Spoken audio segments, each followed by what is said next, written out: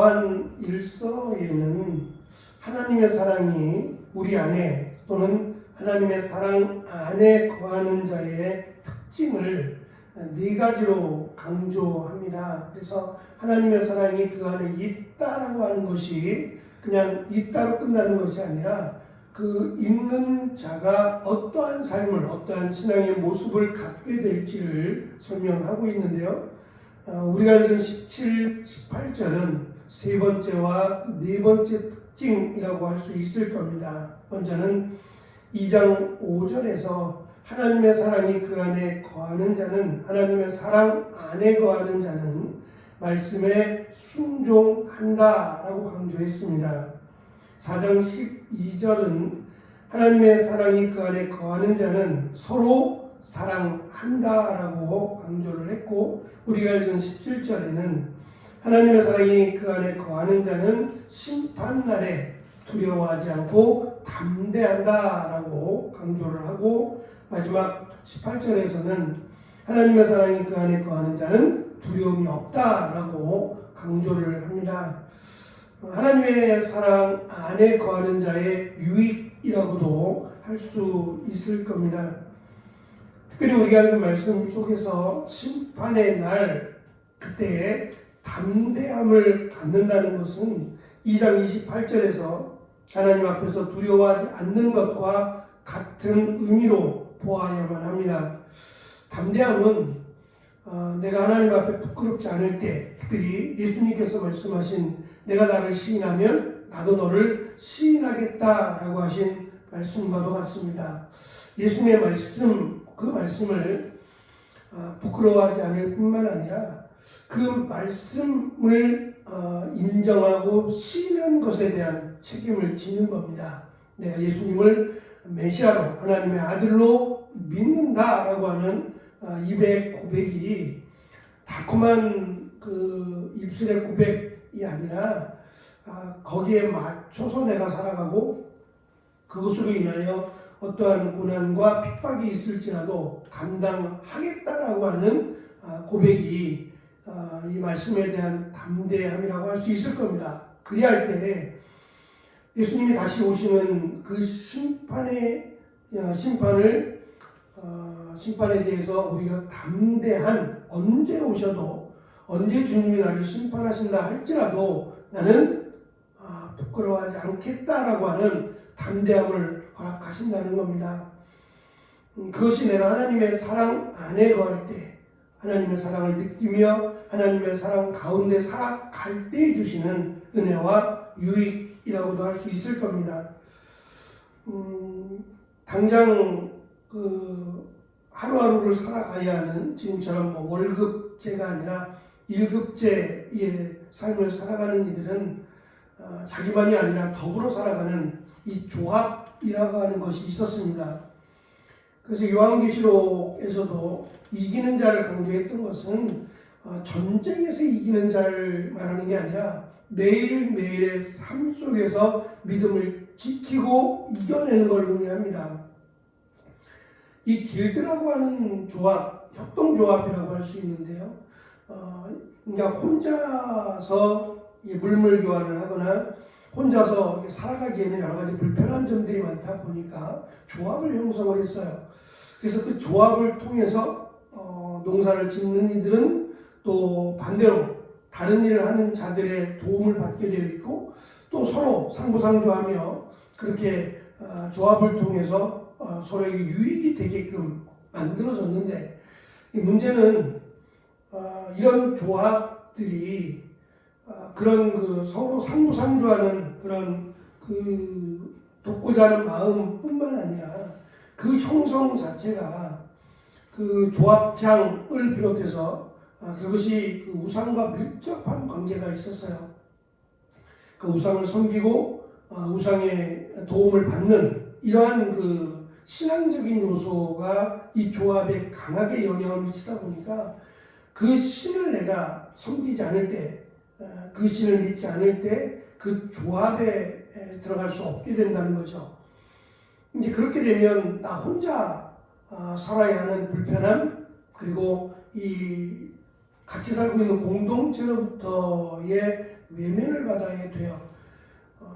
그렇게 하다 보면 나뿐만이 아니라 가족이나 심지어는 어떠한 이 공동체 안에서의 일을 진행할 수 없는 어려움을 겪게 되고 심지어는 그 공동체에서부터 떠나야 하는 그런 다른 곳으로 이주해야 되는 그런 불편함과 또 어려움이 있었습니다. 어찌 보면 너무도 쉬운 일이에요. 그냥 신 하나 섬기면 되는 일인데 그 신을, 그 우상을 섬길 수 없다라고 하는 내가 결단을 내리게 되면 결국은 그 사회 속에서 또 공동체 속에서 살아남기가 매우 어려운 때였습니다. 그건 역시도 내가 감당을 하겠다라고 하는 것이 바로 하나님의 사랑 안에 거하는 자의 이 모습이라고도 할 수 있을 겁니다. 이렇게 매일매일 이기는 믿음으로 승리하는 삶을 살아간다면 예수님이 언제 오셔도 우리는 그것에 대한 두려움이나 부끄러움을 갖지 않을 것이다 라고 하는 것이 사도 요한이 강조하는 이 담대함이라고도 할 수 있을 겁니다. 19절에서 요한은 하나님에 대한 사랑, 하나님 우리를 사랑하신다 라고 하는 하나님의 사랑에 대한 확신을 한 번 더 강조를 합니다. 이렇게 강조한 이유는 우리가 하나님을 사랑하고 또 이웃, 형제를 사랑하는 것이 불완전하기 때문이에요.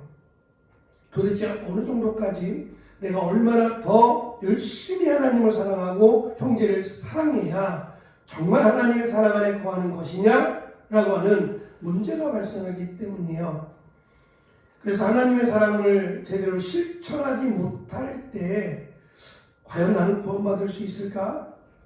과연 내가 하나님 앞에 설 수 있을까라고 하는 이러한 염려가 생기게 되기 때문에 이제 이 부분을 우리의 노력이나 또 우리의 삶에 대한 부분의 불완전함을 다시 한번 설명하고 이 부분을 바로잡기 위해서 요한은 하나님의 사랑, 그 사랑에 대한 확신을 설명하고자 합니다. 그래서 19절의 말씀은 우리가 사랑함은 그가 먼저 우리를 사랑하셨습니다 라고도 번역할 수 있지만 실제로 이 번역보다는 우리는 사랑해야 한다.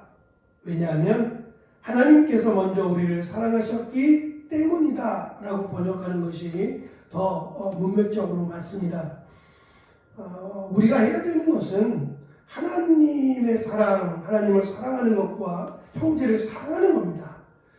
거기에 어느 정도를 사랑해야 되느냐, 그래야 내가 구원을 받느냐, 그런 부분이 아니라는 거죠. 사랑해야 되는 이유는 하나님이 먼저 우리를 사랑하셨기 때문이지, 우리가 하나님을 조금이라도 덜 사랑하고 형제를 조금이라도 덜 사랑한다고 해서 우리가 하나님의 사랑 안에 거하느냐 거하지 못하느냐를 결정할 수는 없다는 거예요.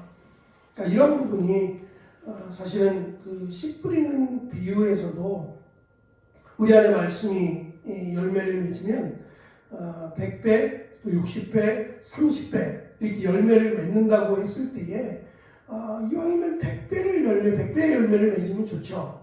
그런데 100배의 열매를 맺는 사람도 있지만 30배의 열매를 맺는 사람도 있다는 거예요. 어떤 사람들은 하나님의 세상적으로 볼 때는 많은 일을 감당하고 또 큰 일을 감당하는 이도 있어요. 그렇지만 그렇지 못한 경우도 있다라고 하는 것을 우리는 기억해야 됩니다. 우리가 할 수 있는 일은 늘 하나님 앞에서 내가 최선을 다하고 있느냐, 이제 그것을 사실은 우리가 생각하고 살아야지. 그렇지 않을 때 내가 부족하기 때문에, 내가 하나님의 사랑을 제대로 실천하지 못하기 때문에 혹시 구원을 받지 못하는 것은 아닌가라고 하는 잘못된 이 공로 사상에 빠지지 않기를 요한은 19절의 말씀을 통해서 한 번 더 하나님의 사랑을 받았기 때문에 우리가 사랑하는 것이다 라고 하는 것을 명확하게 제시합니다.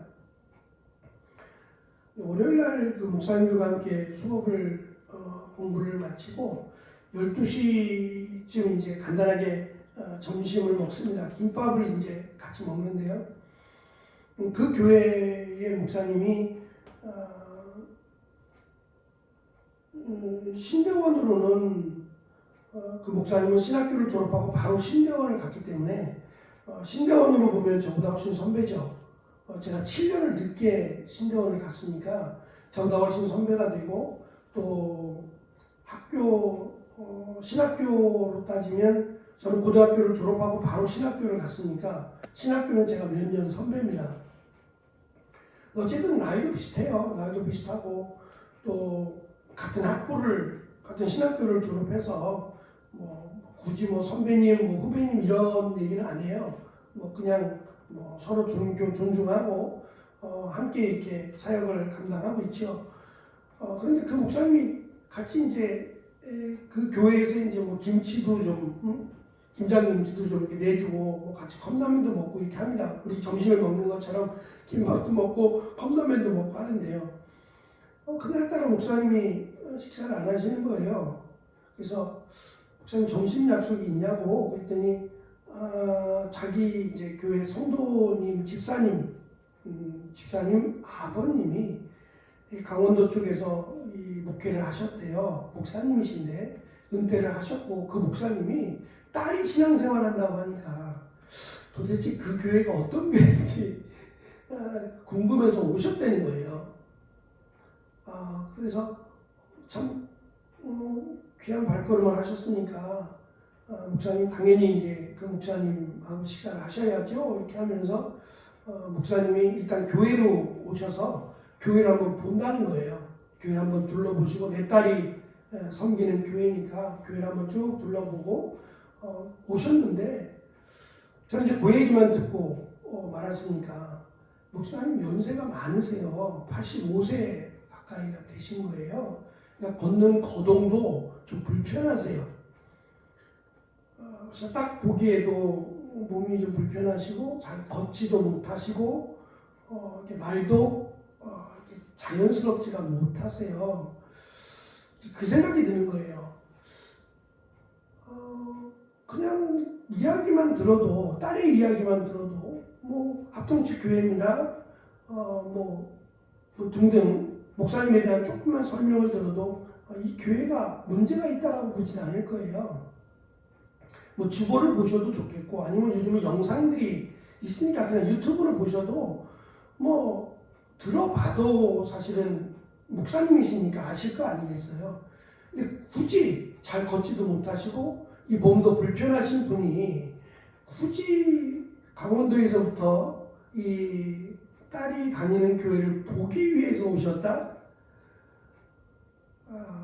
근데 이제 제가 볼 땐 처음 오신 것 같아요. 아예 작정을 하고 오신 거죠.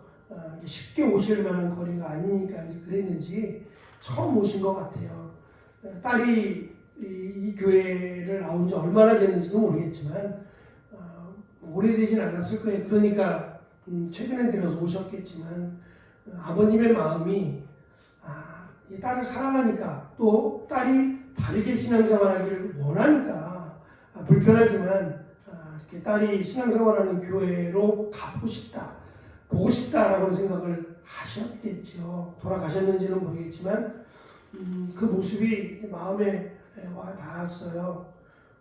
딸을 사랑하는 아버지의 마음도 느낄 수 있었고 또 그 목사님을 대접하는 같이 공부하는 목사님의 모습 속에서도 참 많은 도전과 은혜를 받았는데요. 하나님이 우리를 사랑하신다라는 것이 먼저지 내가 하나님을 얼마나 더 사랑하고 하나님이 주신 말씀대로 내가 어떻게 살아가느냐 그게 기준이 될 수는 없다는 거죠. 그건 당연히 우리가 해야 될 일이지만 그것을 기준으로 우리가 하나님의 사랑 안에 거하느냐 거하지 않느냐를 이렇게 평가하다 보면 자꾸 이 하나님이 주신 사랑을 벗어나게 된다는 거예요. 우리가 보통 하나님의 사랑을 무조건적인 사랑이라고 흔히들 이야기합니다. 내가 그만한 공로가 있기 때문에 주어진 사랑이 아니라는 거죠. 무조건적으로 하나님께서 주신 은혜와 사랑이라고 하는 것을 잊지 말고 그 사랑 안에 우리가 거하는 것이 우리가 해야 될 일이고, 또 그 사랑 안에 거하기를 위해서 노력하는 것이 우리가 마땅히 해야 될 일이지, 그것을 기준으로 하나님의 사랑을 평가해서는 안 된다라고 하는 생각이 들었습니다. 마지막 18절에 있는 네 번째, 하나님의 사랑이 그 안에 거하는 자는 두려움이 없다라고 말씀하는데, 이것 역시도 두려움이라고 하는 것은 어제 말씀드린 것처럼 죽음에 대한 두려움입니다. 언제 어떻게 갑자기 전쟁이 일어날 수도 있는 일이고, 또 돌발적인 사고들이 많았던 때니까 이제 그렇게 갑자기 어떠한 일을 당해서 세상을 떠나게 될 때에 가족들을 통한, 또는 사랑하는 사람, 이 사람을 잃게 되는 것에 대한 두려움이죠. 세상을 떠나게 되는, 세상과 전혀 관련이 없는, 또 한 번도 경험해보지 못한 그것에 대한 두려움입니다. 그것이 사라질 거라는 거죠. 하나님에 대한 사랑이 더 확실할 때에 내가 이 세상에 대한 불이익을 당한다든지 세상에서 겪게 되는 어려움에 대한 두려움을 벗어날 수 있게 된다라고 하는 것을 요한은 강조합니다. 그만큼 하나님의 사랑에 거하게 된다라고 하는 것이 축복이고, 그것이 큰 은혜라고 하는 것을 강조하므로 우리가 받은 하나님의 사랑 안에, 그리고 그 사랑을 느끼며 살아가기를 요한은 우리에게 권면하고 또 강조하고 있습니다. 오늘도 하나님의 사랑 가운데 거하는 그 사랑을 우리가 느끼며 또 실천하며 살아가는 귀한 날이 되시기를 간절히 축원합니다. 기도하겠습니다.